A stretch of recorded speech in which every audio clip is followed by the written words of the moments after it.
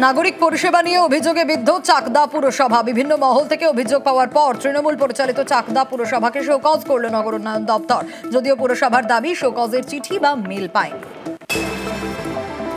তো আমরা নাগরিক পরিষেবা বলতে পৌরসভায় কি থাকে? এই তো ড্রেন, জল, আলো, এই তো এগুলো থাকে। কি ড্রেন বন্ধ, জল নেই, নোংরা এইভাবে রাস্তার মধ্যে পড়ে রয়েছে, যাতে সমস্ত বাচ্চা টাচ্চা এফেক্টেড হয়ে যাচ্ছে। তো কি হবে? আমরা ব্যবসা করতে পারছি না, কোনো ব্যবসায়ী ঠিক মতন দোকানদারি করতে পারছে না। সমস্ত দোকানদার, একটা বাথরুম 6 মাস অন্তর অন্তর পরিষ্কার হয় না। এটা কি?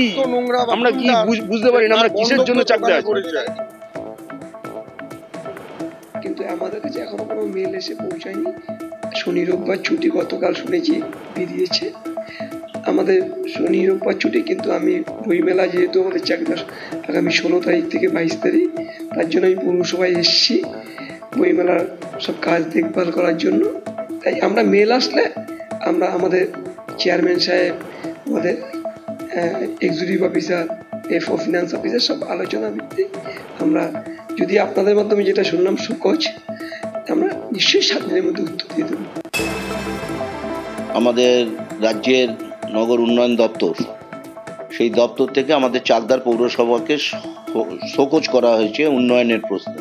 যে আমরা গত 4-5 বছর ধরে চাকদা পৌরসভাকে উন্নয়নের প্রশ্নে বারবার ডেপুটেশন দিয়েছি, যে কোনো উন্নয়ন হচ্ছে না এই প্রশ্নে তাদেরকে অ্যাওয়ারনেস করেছি, আমাদের দলের পক্ষ থেকে করেছি, কিন্তু তারা কোনো কর্ণপাত করেনি। তারা বারবার বুঝিয়ে দেওয়ার চেষ্টা করেছেন যে না আমরা উন্নয়ন করছি, অথচ মানুষ কিভাবে সাফার হয়েছে সেটা মানুষই জানে না, আমরা জানি, আমরা যারা বিরোধী আছি। এবং আমার মনে হয় আমার বলাটা সার্থক হয়েছে যে আজকে চাকদা পৌরসভা সার্বিক উন্নয়নের প্রশ্নে তারা আজকে ব্যর্থ।